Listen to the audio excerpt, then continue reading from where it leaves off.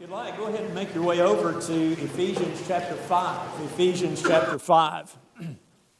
It's interesting when we look at this closing part of the book, the last 25% of it or so.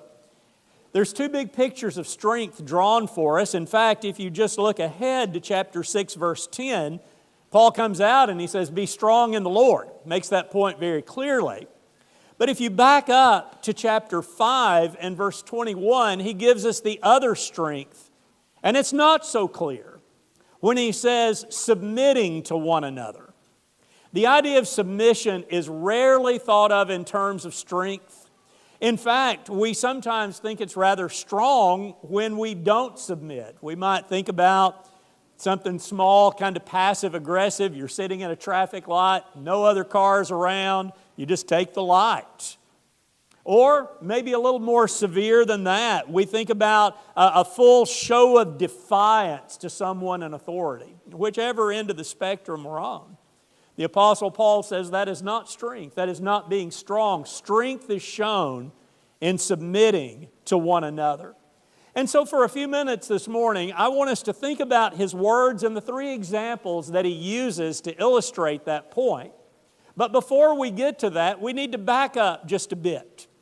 Last week, we kind of drew the walking part of the book to a close when the apostle says you need to walk in such a way worthy of your calling, walk with a renewed mind. And then when we get to verse 15, he wraps up that walking language by saying, looking carefully how you walk, not as unwise, but as wise. And he follows that with an interesting line. Old translations will say, redeem the time. And so as the apostle gives that command, our question comes to mind, how is it that one redeems time? Well, he gives us the answer to that question. He says, first of all, if you're redeeming the time, do not be foolish, but understand what the will of the Lord is. Or if we wanted to put that in a little bit different language, a little more drawn out language, the apostle is saying, don't act without your mind. He's saying, when you're doing something, you need to be fully engaged, so don't act without your mind, but bring together in the mind the will of God. That's how you redeem the time. You do what God says. Then he continues on and he says another way to illustrate redeeming the time is do not be filled, I've got it here, with the spirits. Don't be filled with alcohol. Don't be filled with liquor. But instead, be filled with the Spirit. So how do I know if I'm redeeming the time? The apostle says you're not giving in to things that are going to take you away from the Lord. He says drunkenness, and a word we don't use very often, he says drunkenness is debauchery. But all that is a fancy way of saying drunkenness is a waste of time. It's a waste of your efforts. It's not redeeming the time. But then he picks up on that line, being filled with the Spirit. And so we might ask, as we did with how does one redeem the time, we might ask here, how does one know when one is filled with the Spirit? Well, again, he says there's ways you can know that. He gives three. The first way, he says, is you worship God. Verse 19 of chapter 5, he says, addressing or speaking to one another in psalms and hymns, spiritual songs, singing and making melody to the Lord with your heart. A couple of months ago, I preached on this passage, a couple of lessons, so I'm not going to go back and re-preach all of that, other than just to remind us, if we want to know if we're filled with the Spirit, it's going to show in our worship. We're speaking to one another in God's language. He goes on and he says, a second way you can know is in your thanksgiving. So verse 20, he says, give thanks always and for everything to God the Father, in the name of our Lord Jesus Christ. So we are worshiping, we're thankful together as members of the Christian body in the name of Jesus Christ. We're giving this thanks because we're filled with the Spirit. And then the third way he says that you know this is when you submit. And this is the passage we're looking at this morning, verse 21, submitting to one another out of reverence for Christ. All of these are first directed toward God. We're giving Him our worship, we're giving Him our thanks, and we're giving Him our will. And in this third one, the idea of submitting, he says you submit to one another, but not because of who you are. But instead, he says, it's out of reverence of Christ. You see, submission doesn't originate in the human. There is nothing in and of ourselves that's intrinsically worthy of someone submitting to us. And so the apostle tells us the way you do this is you submit to one another because of your reverence to Jesus Christ, because you are filled with Him, so to speak. Now, what the apostle will do for this next section of the book is he's going to map out this idea in 3 illustrations. This is probably one of the chief passages that we yank out of context. It's okay, because we oftentimes will use it to teach lessons on home and family, which it most certainly does. But it's also important for us to realize that the apostle is using these 3 illustrations to make the point in verse 21 of how we submit to each other. The first is the one that we probably talk about the most, and that's the submission of wives to husbands and the role of husbands to their wives. Now, as we consider this, I want us to actually drop down to verse 31. We're going to pick it up first and then work our way back. Because in verse 31, he sets up the creation standard, dropping all the way back to Genesis 2. He quotes the Lord, "Therefore a man shall leave his father and mother and hold fast to his wife." And then the line we really need to focus on this morning, "The two shall become one flesh." Now notice how he follows that in verse 32. He says, "This mystery." Okay, now if we're in the book of Ephesians, if something's called a mystery, we know Jesus is going to be involved in it. And so he says this mystery is profound or mega. It's a mega mystery is maybe a more literal translation. And he says here, and I am saying that it refers to Christ and the church. So here we find the 6th of our 7th uses of the word mystery in the book of Ephesians. And as the apostle explains this particular mystery, he says when you look at marriage, what it's doing is revealing the relationship between Christ and His people. So here's the main focus of this section, that when we think about marriage, the mystery that the apostle is revealing to us is that when we think about a man and a woman, what they are doing is illustrating Jesus and those who follow Him. Now let's back up. But I want to do this a little differently. I want us to take what precedes this section and divide it. I want us to look at what's said of Jesus and then what's said of us, and then we'll make the appropriate points. So as the apostle says, the mystery being revealed is about Jesus. Here's what he has to say about Jesus. He says Christ is the head of the church, His body, and is Himself its Savior. Now the church submits to Christ.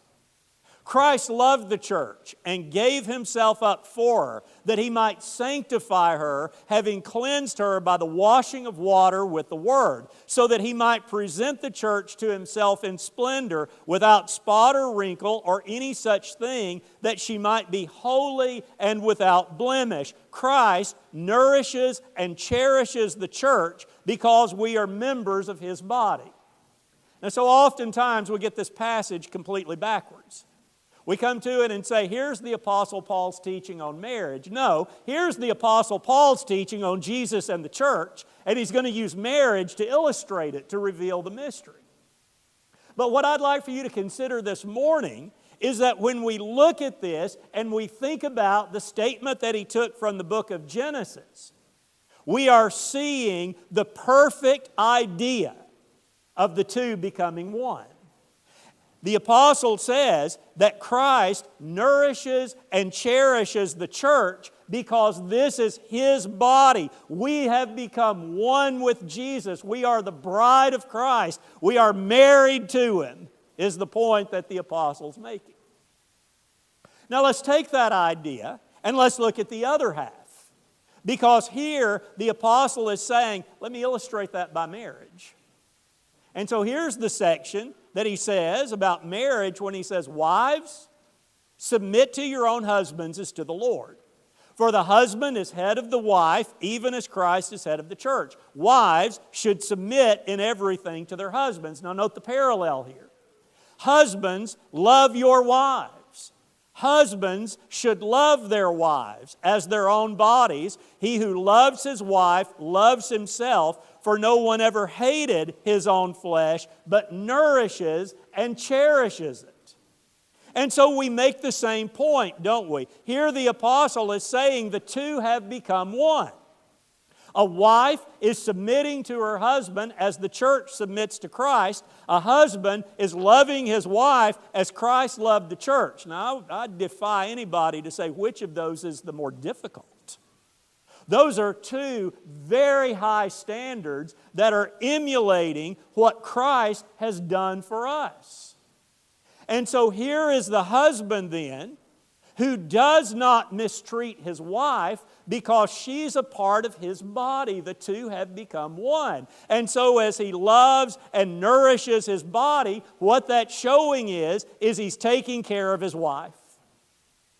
Now you put all of this back together as the apostle did, and these are the lessons that come out of it, that a husband's love is illustrated in his selfless devotion for his wife's betterment.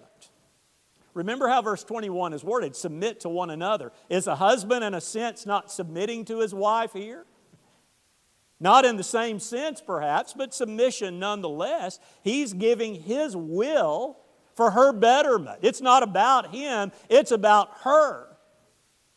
In the same way, a wife is illustrating her love in her selfless support of her husband's headship. She's not fighting against him because she realizes if this marriage is emulating the example of Christ and His church, then the husband is doing this for her good, and she willingly submits her will to his.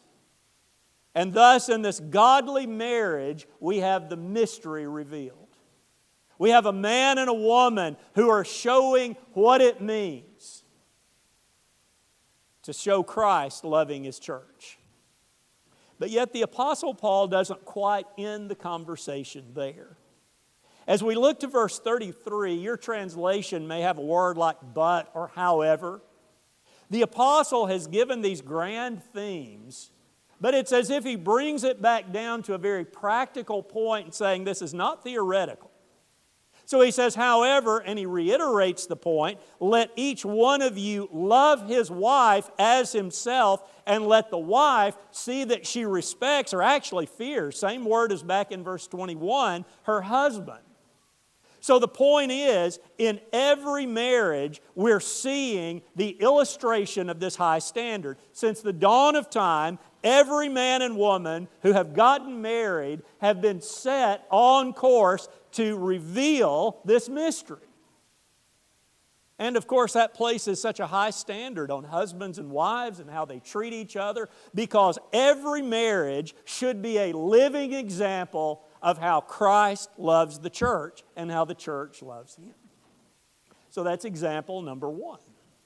Now the apostle moves to the second example here, and he says, let's see this from the relationship of children and parents. Right off the bat, he makes that known when he says, children, you obey your parents in the Lord. So this holy relationship of a child with parents is predicated on serving the Lord. Just as the husband and wife are glorifying God, Paul says when a child submits, that's glorification also. That's also illustrating the relationship with God. And then if you note, he drops back and he picks up some of the language from the Old Testament in verse 2. First part doesn't really surprise us a whole lot. Honor your father and mother. This is a commandment, or the first commandment, with a promise, talking about it somewhat of a primary foundational command. But then verse 3 might be a little surprising. He says that it may go well with you, and that you may live long in the land. That is language that was spoken to the children of Israel. That's showing that this foundation that would keep them as the people of God, that would keep them firmly ensconced in the land of promise, that same ideal is the concept that will keep one faithful to Jesus Christ. This is building a foundation. So every time a child is obediently submissive to a parent, the apostle says this is building your strength. This is helping you to be a faithful child of God. Now, we then understand that just as the husband-wife relationship is mimicking the divine, so too is this relationship. Let's drop out of Ephesians for just a minute here and think about what's said in Hebrews chapter 5. Verses 7 and 8, the writer says, "In the days of His flesh, Jesus offered up prayers and supplications with loud cries and tears to Him who was able to save Him from death, and He was heard because of His reverence. Although He was a son, He learned obedience through what He suffered." And so as I consider that example, what it's saying is that when I am a child and I develop the mindset to be submissive to my parents, I'm imitating Jesus Christ. This section has to be written to people who understand, right? We're not talking about a 2-year-old, though 2-year-olds need to be trained. We're talking about children who are at a point of knowing who God is and understanding that their relationship with their parents is very much based on that relationship with God. And every time they willingly, voluntarily, gracefully, faithfully submit to their parents, they're imitating Jesus. Now, before he leaves that idea, the apostle turns it around. And he also says, parents, you've got to have that same mindset. You look at verse 4, specifically to fathers. Maybe that's tying in with the father-son relationship. He says, "Fathers, do not provoke your children to anger, but bring them up in the discipline and instruction of the Lord." Everything God wanted for His people, whenever His people have lived, is to have a foundation that rest on faith in Him. That's what it's been all about. So whether it was the children of Israel or whether it's us living on this side of the cross, what God has always desired is that faithful relationship. Now again, His desire is to build this relationship in a loving way, not in a way of provoking. God has never wanted to have a relationship with His creation that's hostile. He's never wanted it where there's this animosity going on. And so He says to parents, that's the kind of relationship you need with your child. One that is built on love. Do parents submit to their children? They absolutely do. When you have a child, your will bends to that child, whether it is the infant crying at 2 a.m. for food, or whether it's the toddler who's needing some pretty constant attention, or whether it's the teenager that you're hauling all over town to various things. The parent is showing that same kind of attitude that I am here for your betterment, just as God is for ours. But we do have to realize that God experiences both love and rebellion, as parents will. If you have a child who is faithful to you and submissive, you are very blessed. And you need to count those blessings. Because a rebellious child can bring grief, as the writer of Proverbs tells us. But nonetheless, whether that child replies to your efforts to build the foundation with love or rebellion, God says you be there to give them the tools. You bring them up in the nurture and the admonition of the Lord. So parents, you provide the foundation. Children, you understand what's being provided and appreciate it. You submit to your parents as they do these things for you. Then the apostle gives us a third illustration here. And he says, slaves, obey your earthly masters with fear and trembling, with a sincere heart. But just like in these other examples, this is based on one's love for Jesus. Wives are submitting because of their love for God. Children are submitting because they're in the Lord. Slaves are submitting out of reverence for Jesus Christ. You look at this section and it is built so strongly on this concept. Just look at it in verses 5 through 8. Slaves, obey your earthly masters with fear and trembling, with a sincere heart, as you would Christ, not by way of eye service as people pleasers, but as bondservants of Christ, doing the will of God.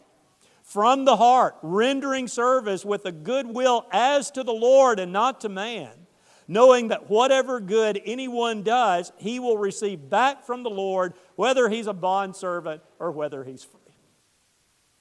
I'm sure those words were hard.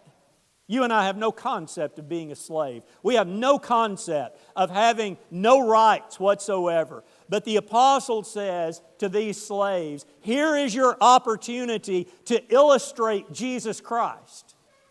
Just as wives and husbands, just as parents and children, you have that opportunity to show that master respect and to do it with sincerity.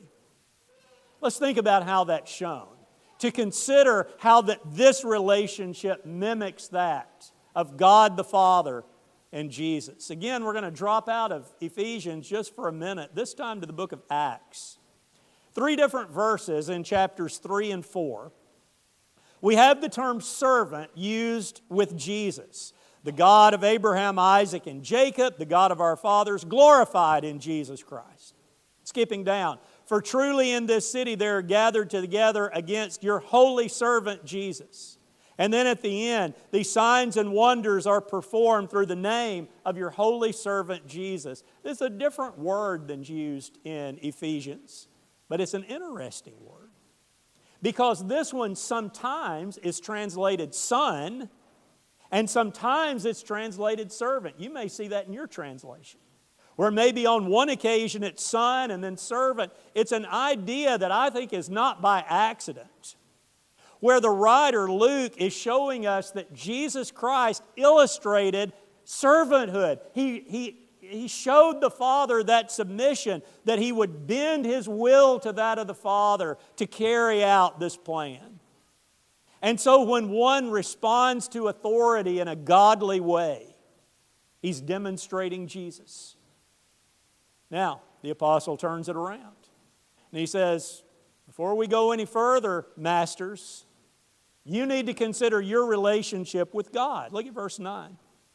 He says, masters, do the same to them and stop your threatening, knowing that He who is both their master and yours in heaven, and that there is no partiality with God. He says, you may be in control, but there's one who's in authority over you. And so when you deal with this servant, this slave, you render what's good because you know God is watching you. And so everything about you should show kindness and fairness and a godly disposition, and your attitude should be one that is always reflecting God. Now, as we said, in our culture, we don't have that master and slave relationship, but we certainly have authority in those under authority. And so however we can understand this in our own circumstances and our own jobs, we realize that God's watching. He's watching how we respond, whichever side we're on. Because if we're responding correctly, what we're doing is we're illustrating Jesus Christ. Husbands and wives, parents and children, slaves and master, doesn't matter which side you're on, you're demonstrating Jesus Christ when you submit to one another. Now, as we bring all this to its conclusion, What's the impact that this needs to have on us? What's the meaning for us in all of this? When I consider my own attitudes, my own behavior, whether it be in my marriage, whether it be in the parent-child relationship, whether it be in a relationship with one who's in authority over me or I'm in authority over someone else. What the apostle is saying is, your attitude and your behavior are going to demonstrate, as he says in verse 21, whether you reverence Jesus Christ. How I act, what I say, what I think is showing whether or not I reverence Jesus. Now, backing up to our original point, it's also going to show whether I'm filled with the Spirit. So have I submitted myself to the will of the Spirit? My attitudes, my actions, my behavior will show. Let's back it up one more notch to the first part of chapter 4. My attitude and my behavior will demonstrate whether my walk is worthy of my calling, which is where this particular series of thoughts began. That's a hard lesson for us to consider. But yet it's so important for us to understand that my attitude about submission is saying a whole lot about my attitude toward God. And it's also helping me to understand that this is my opportunity to help those who are around me. Husbands and wives, parents and children, employees and employer, however that authority might work out. That when I am showing myself to be reverent to Jesus Christ, filled with the Spirit, walking in a manner worthy of my calling, I'm helping someone else to see Jesus Christ. And how many wives and probably a few husbands also have put up with a whole lot of mess from their spouse because they reverence Jesus. And they want their lives to demonstrate the love they have for God. And how wonderful it is when you see a child developing into a teenager who respects his or her parents, and the parents are respecting that child. But even in the situations where that might be off balance one way or the other, the parent or the child who is being faithful to God is setting the example for others to see. The employee who puts up with a boss who's just difficult, or a boss who suffers long with an employee who's difficult, there is an illustration of Christ in that. And I would just add one more thing. It also helps us to develop faith in God. There's no telling how many wives have cried themselves to sleep because of a husband who was not behaving himself appropriately. Or parents who have spent long days in concern for a child. And we might ask, why is God letting this happen? Why is submission so important? It helps me to understand what Jesus has done for me, how patient He's been with me. And it helps me to understand that though I may not get everything that's going on, God is there for me. And if we wrap all of this together, we could simply say that it's teaching me how to humble myself before God, as even we've sung about this morning. But far from an abusive husband, far from a rebellious child, far from a renegade slave or master. God says, when you submit to me, I'll exalt you. And so when we have the faith and the patience to live as we ought, then we understand what God is doing for us, and indeed we are His workmanship. Thank you for your good attention this morning. Maybe you're ready to humble yourself before the Lord. That means coming forward and saying, you've been wrong.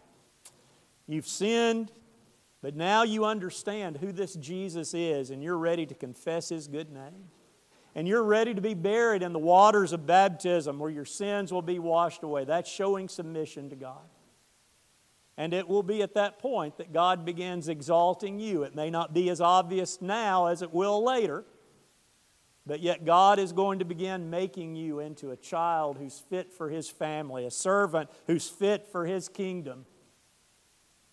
And I hope you'll take advantage of that. Sometimes that submission to God is difficult. Maybe you've strayed in that, and we can pray with you about it. We'll do that this morning. Whatever it takes, let's make sure that we have humbled ourselves under the mighty hand of God and look forward to that day of exaltation. You can come now as we stand and sing together.